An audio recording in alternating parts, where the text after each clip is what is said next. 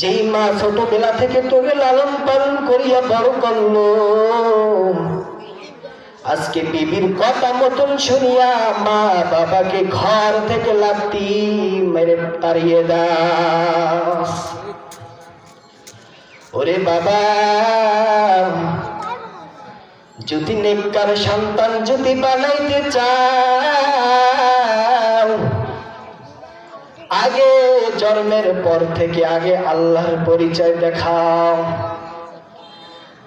আর গর্ভের ভিতর যখন সন্তান বাইর হয়ে যখন রাস্তার ভিতরে হাঁটা চলা করে তখন বলে বাবা, বড় হলে কে বাবা ডাকে। যুবকের দাম, আজকে যদি বিপদে পড়িয়া তুমি আল্লাহকে ডাকো, আর যখন শান্তিতে থাকো তখন আমার আল্লাহকে তুমি ভুলিয়ে যাও। এ ভাই আমার, যখন মা করিয়া মা ডাক দাও, তোমার মা কত খুশি হয়। ওরকম যদি আমার আল্লাহকে যদি ডাক দিতা, আমার আল্লাহ তোমার উপরে কতই না খুশি হতো। এর নবীর উম্মতের দান, ও আমার পদ্মার অন্তরের আম্মা জানেরা, ও বৃদ্ধ বাবারা, ও যুবক ভাইয়ারা, দুনিয়াটা কিছুই না। আজ দুনিয়াটাকে আমাদের আলামত।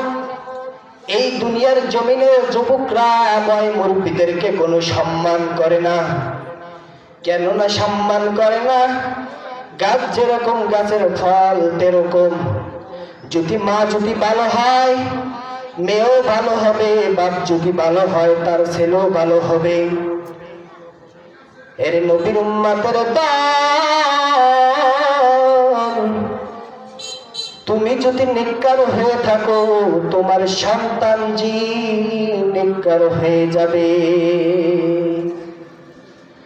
তুমি যদি মুরব্বীদেরকে সম্মান করো, তোমার সন্তানেরা মুরব্বীদেরকে সম্মান করবে। এর নবীর উম্মতের দান, আজ এই দুনিয়াটা পাইয়া দুনিয়ার ফিকির করতেছ। নামাজ নাই, রোজা নাই, সামনে রমজান আসছে, দেখবেন 3 ভাগের মুসলমান মাত্র 1 ভাগ রোজা রাখবে আর 2 ভাগ থাকবে বেরোজগার। আর যখন মসজিদের ভিতর ইফতারি দেওয়া হবে তখন সবার আগে যাইয়া বেরোজগার হাজির থাকবে।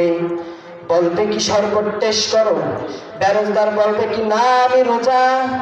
আয় যেই সময় খেজুর আসবে, যখন রোজাদার মোনাজাত করবে তখন বেরোজগাররা চুরি করিয়া খেজুর খাবে।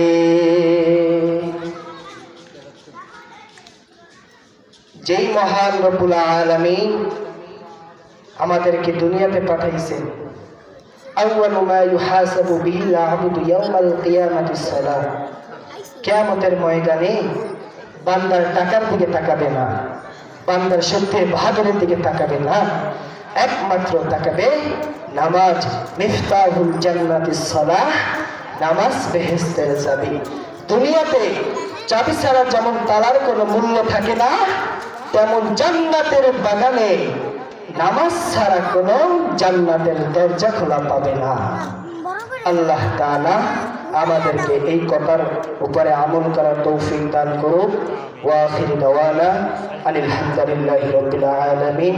আসসালামু আলাইকুম ওয়া রাহমাতুল্লাহ।